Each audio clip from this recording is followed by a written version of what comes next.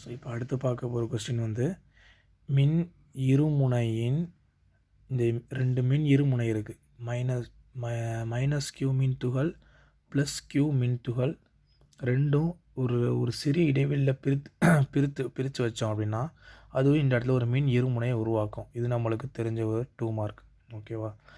So இதுக்கு இடையில் ஒரு பிளேட், இந்த மாதிரி ரெக்டாங்குலர் பிளேட்டை இன்சர்ட் பண்ணோம் அப்படின்னா இந்த 2 மின் துகள்களுக்கு இடையே இதனால் உருவாகக்கூடிய மின்புலம், நிகர மின்புலம் இந்த மாதிரி இந்த இடத்துல உருவாகும். ஓகே, அந்த பிளேட்டோட இந்த இடத்துல உருவாகும். ஸோ இந்த மின் இருமுனையிலிருந்து உருவாகக்கூடிய டிஸ்டன்ஸ் வந்து R. இந்த R வந்து இந்த ஏயை விட அதிகம், லார்ஜாக இருக்கும், ஹையாக இருக்கும். ஓகேவா? ஸோ இது என்ன ஆகும் அப்படின்னா இந்த மாதிரி ஒரு பெர்பெண்டிகுலராக உருவாகும்போது இது ஒரு ரெக்டாங்குலர் ஃபார்ம் பண்ணும். ஓகேவா?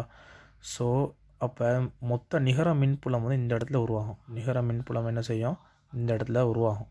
இப்படி உருவாகும்போது இதை 2 செக்மெண்ட்டாக பிரிக்கலாம். அதில் தான் நான் விளக்கத்தில் தெளிவாக கொடுத்துருக்கேன். விளக்கத்தில் -Q + Q என்பது மின் துகள்கள், -E + என்பது மின்புலம். ஓகேவா? R என்பது மின் இருமுனை மற்றும் நிகர மின்புலத்திற்கு இடையேயான தொலைவு. இந்த இடத்துல வந்து இந்த மின்புலம் இருக்கு இல்லையா, -E + E என்பவற்றை 2 செக்மெண்ட்டாக பிரிக்கலாம். நம்ம 11th படிச்சிருப்போம். சரியா? செங்குத்து மற்றும் கிடைத்தள கூறுகளாக பிரிக்கிறத பற்றி நம்ம 11th படிச்சிருப்போம். அதே மாதிரி இதை வந்து கிடைமட்டம் இந்த மாதிரி செங்குத்து 2 கூறுகளாக பிரித்தோம் அப்படின்னா, செங்குத்து கூறாக பிரித்தோம் அப்படின்னா இந்த +E மேலே போகும். அதாவது இந்த மாதிரி செங்குத்து கூறுனா +E வந்து மேலே இருக்கும், -E வந்து கீழே இருக்கும். ஒன்றுக்கொன்று செங்குத்தாக இருந்துச்சுன்னா அந்த ஈக்குவேஷனை என்ன ஆயிரும்? சால்வ் ஆகி 0ன்னு வந்துடும். ஸோ அதனால் நம்ம என்ன எடுக்க மாட்டோம்னா செங்குத்து கூறு எடுக்க மாட்டோம். செங்குத்து கூறுனா sin θ, கிடைமட்டம்னா cos θங்கிறது நம்ம படிச்சிருக்கோம். ஓகேவா? அதனால் செங்குத்து கூறு எடுக்கலை, sin θவை நம்ம இதில் எடுக்கலை, cos θவை தான் எடுக்கிறோம். புரிஞ்சுதா? ஸோ அதை தான் கொடுத்துருக்கான். ஏன்னா செங்குத்து கூறுகள் ஒன்றுக்கொன்று எதிர்திசையில் உள்ளதால் சமன் செய்கின்றன. ஓகேவா? முடிஞ்சு, அவ்வளோதான், வேறு எதுவும் கிடையாது. இங்கே பாரு, நிகர மின்புலம் வந்து நம்மளுக்கு தெரியும். மேற்பொருந்துதல்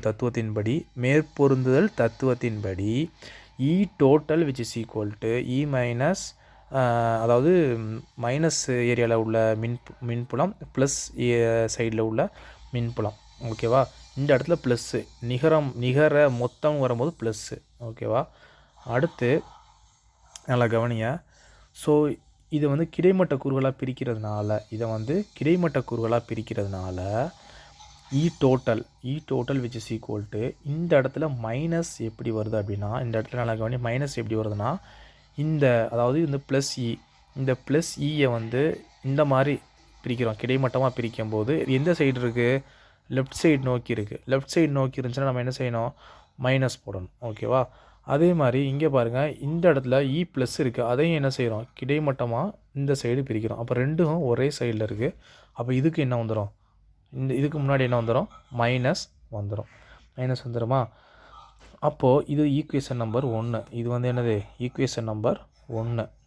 மைனஸ் இது. ஓகே, இப்போ இந்த இடத்துல மின்புலத்தோட மதிப்பு வந்து சமம். மின்புலத்தோட மதிப்புகள் வந்து சமமாக இருக்கும். மின்புலத்தின் மதிப்பு சமம். அப்போது modulus of E vector equal to modulus of plus minus modulus of E vector which equal to, மின்புலத்தோட ஃபார்முலா என்னது? 1/4πε0 இன்ட்டு Q/, இந்த இடத்துல ஏன் R² + A² வந்திருக்கு அப்படின்னா, இது வந்து A², இது வந்து என்னது? A² அடிச்சுட்டு எழுதியிருக்கோம். ஓகேவா? இந்த இடத்துல A² எப்படி வந்துச்சு அப்படின்னா, நல்லா கவனிங்க. இது வந்து இந்த இருக்கு இல்லையா, இதை வந்து ஒரு செங்கோண முக்கோணமாக எடுக்கிறோம். சரியா? அதாவது இது எடுத்துக்கிறோங்க. இதை ஒரு செங்கோண முக்கோணமாக எடுத்தோம் அப்படின்னா இந்த டிஸ்டன்ஸ் வந்து R. இந்த டிஸ்டன்ஸ் வந்து என்னது? R. இந்த மின் இருமுனைக்கும் இந்த நிகர மின்புலத்திற்கும் இடையான தொலைவு R. இது வந்து A. இந்த மின் இருமுனையோட டிஸ்டன்ஸ் வந்து என்னது? A. இப்போ நம்மளுக்கு என்ன தேவைன்னா இந்த டிஸ்டன்ஸ் தான் தேவை. நம்மளுக்கு என்னது? இந்த டிஸ்டன்ஸ் தான் தேவை. அதை வந்து எக்ஸ்ன்னு வச்சுக்கிறோம். எக்ஸ்ன்னு வச்சுக்கிட்டோம் அப்படின்னா பிதாகரஸ் தேற்றத்தை பயன்படுத்தினோம்னா கர்ணம் ஸ்கொயர் ஈக்குவல் டு பக்கம் ஸ்கொயர் ப்ளஸ் பக்கம் ஸ்கொயர். இங்கே பக்கம் என்ன இருக்குது? 6, இங்கேயும் ஒரு பக்கம் இருக்குது A. ஓகேவா? அப்போ X square equal to R square plus A ஸ்கொயர்னு வந்துருச்சு. அப்போ இந்த டிஸ்டன்ஸ் இந்த இடத்துல எக்ஸ் ஸ்கொயர்னு வரும். கூலும் விதிப்படி என்ன வரும்? எக்ஸ் ஸ்கொயர் அந்த மாதிரி வரும். அப்போ இந்த எக்ஸ் ஸ்கொயரோட வேல்யூ வந்து இங்கே என்ன இருக்குது? ஆர் ஸ்கொயர் ப்ளஸ் ஏ ஸ்கொயர். அதுதான் இங்கே எழுதியிருக்கோம். ஆர் ஸ்கொயர் ப்ளஸ் ஏ ஸ்கொயர்னு எழுதியிருக்கோம். புரிஞ்சதா புரியலையா? ஓகே. அடுத்த ஸ்டெப்பில் என்ன செய்ய போகிறோம்னா, நம்ம மதிப்பு வந்து சமம். அப்போ இந்த ரெண்டாவது ஈக்குவேஷனை தூக்கி என்ன செய்கிறோம்? இதில் சப்ஸ்டிட் பண்ணுறோம். அப்படி சப்ஸ்டிட் பண்ணும்போது எண் மதிப்புகள் சமம்னால இங்கே வந்து மைனஸ், இங்கேயும் மைனஸ் இருக்குது. அப்போ கூட்டும் போது என்ன வரும்? மைனஸ் வந்துடும். 1/4πε0 அப்படியே வந்துடும். அந்த q by r square plus A square அப்படியே வந்துடும். ஓகேவா?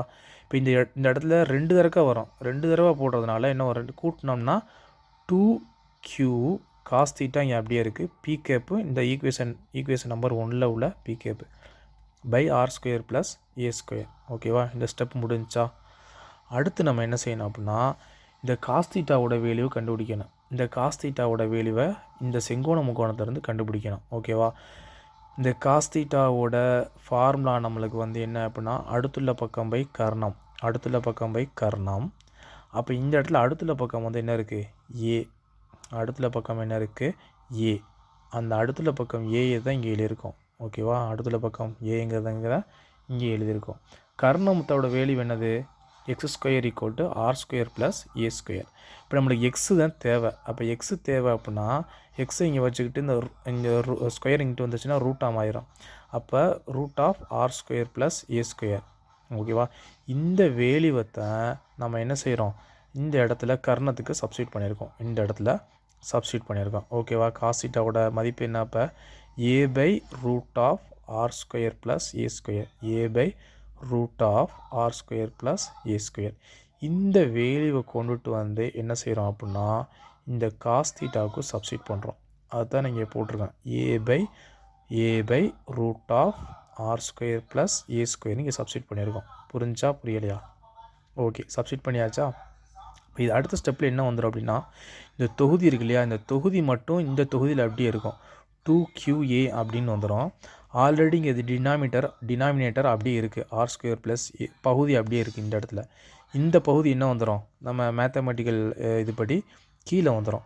அப்போ இந்த ரூட் ஆஃப்ங்கிறத எப்படி எழுதுவோம் அப்படின்னா, ஆர் ஸ்கொயர் ப்ளஸ் ஏ ஸ்கொயர் பவர் 1/2ன்னு எழுதலாம். ரூட் ஆஃபை எப்படி ஸ்கொயர் ரூட் எப்படி எழுதலாம்? 1/2ன்னு எழுதலாம். ஸ்கொயர் ரூட் எப்படி எழுதலாம்? எப்படி எழுதலாம்?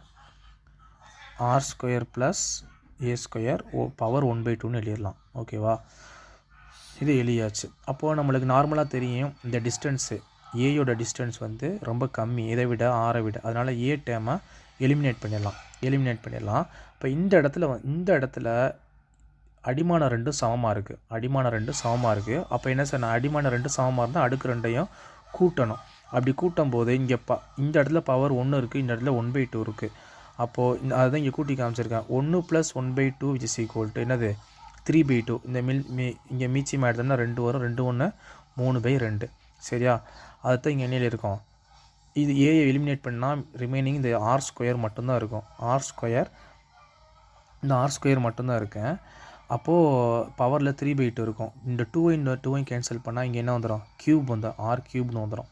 இப்போ நம்மளுக்கு மின் இருமுனைக்குள்ள ஃபார்முலா தெரியும். 2qa இன்ட்டு பி கேப் வந்து என்னது? P vector equal to 2qa P கேப்ங்கிறது தெரியும். அதுதான் இங்கே நிலையில் இருக்கும். பி கேப்னு போட்டிருக்கோம். ஸோ இந்த இடத்துல மைனஸ் அப்படியே வந்துடும். மைனஸ் எப்படி வந்துருச்சுங்கிறத உங்களுக்கு தெரியும். இந்த இடத்துல 2 இதையும் கூட்டும் போது கூட்டி ஆன்சரில் மைனஸ் போடுவோம். இந்த மைனஸ். ஸோ இதுதான் என்னது?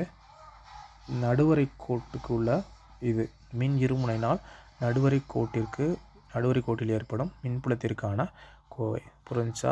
புரிஞ்சுன்னா ஓகே சொல்லுங்கள். புரியலைன்னா என்ன கமெண்ட்ங்கிறத சொல்லுங்கள்.